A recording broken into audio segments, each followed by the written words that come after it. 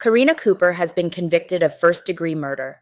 And if you've been following this case with me on Court TV, you already know this verdict didn't come out of thin air.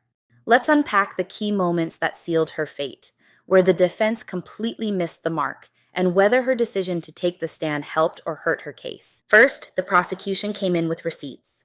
Literal Snapchat messages that showed Karina wasn't just venting frustration. She was laying the groundwork for murder. She talked about wanting her husband gone. She used the words, "shoot him in the face." And then Ryan Cooper is found with 2 gunshots. To the face.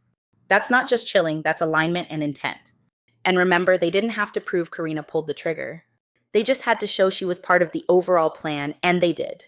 With phone data, message logs, Google searches, and a motive rooted in money and a forbidden affair, the prosecution painted a deliberate plot between Karina and Huston Danker to get rid of her husband before summer. And the digital trail? It spoke louder than any witness. Now the defense, they tried.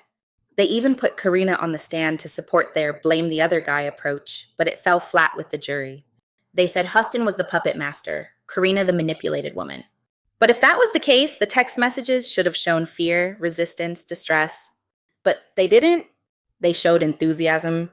They showed collaboration. And the green light message saying go.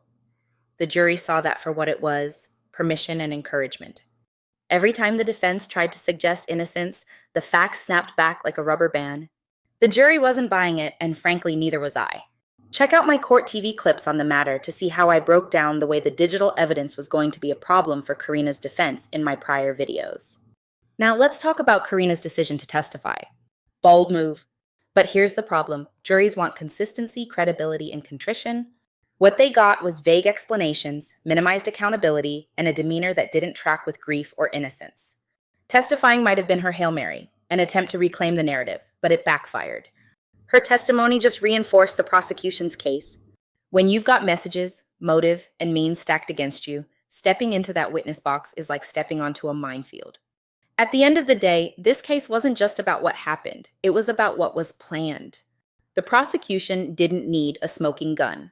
They had facts and corroborating messages that pointed to guilt, like the infamous "remember the shell casings" snap. The defense couldn't explain these things away, and that's why the jury only took a little over 3 hours to convict her. If you want more real-time legal breakdowns like this, hit that subscribe button and turn on notifications. I'm Joanna Nieves, breaking down high-stakes courtroom drama one case at a time. Because behind every verdict, there's a strategy, and I'm here to decode it. Don't forget to like and share this video, and for more legal insights, keep watching and subscribe to our channel.